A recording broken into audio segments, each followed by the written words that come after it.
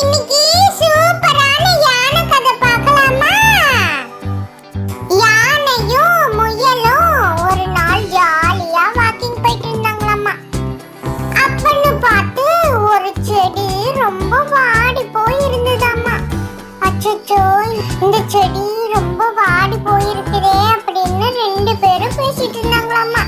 இதுக்கு எப்படி தண்ணி ஊத்துறதுன்னு யோசிச்சாங்களாம். பக்கத்துல ஒரு சொரக்காய் செடி இருந்துதான். சொரக்காயும் கொடை மாதிரி அழகா இருந்துதான். அதைய போய் முயல் எடுத்துச்சான். அதுல கொண்டு போய் தண்ணிய செடிக்கு ஊத்தலான்ட்டு யானையும் பக்கத்துல இருக்கிற அருவியில தன் தும்பிக்கையால தண்ணியும் எடுத்துச்சான்.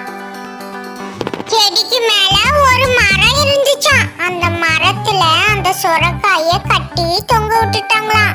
அந்த சொரக்காக்குள்ள தண்ணிய யானை ஊத்திருச்சான். அதுக்கப்புறம் இந்நேரம் தண்ணி விழுகிற மாதிரி சொரக்காயையும் ஓட்டு பண்ணி விட்டுட்டாங்களாமா. அப்புறம் சொட்டு சொட்டா அந்த செடிக்கு தண்ணியும் போச்சான். ரெண்டு பேரும் ஆச்சரியமா பார்த்துட்டு இருந்தாங்களாமா. அப்புறம் அந்த செடி அப்படியே கொஞ்சம் கொஞ்சமா வளர்ந்து பூவும் பூத்திருச்சான். ரொம்ப சந்தோஷப்பட்டாங்களாமா. ரெண்டு பேரும் மறுபடியும் வந்து பார்க்கும்போது பூவும் பூத்திருந்துச்சான். நாம வளர்க்குற செடியில பூ பூத்தா எவ்வளவு சந்தோஷமா இருக்கும். அது மாதிரி தான் யானையும் முயலும் சந்தோஷப்பட்டாங்களா.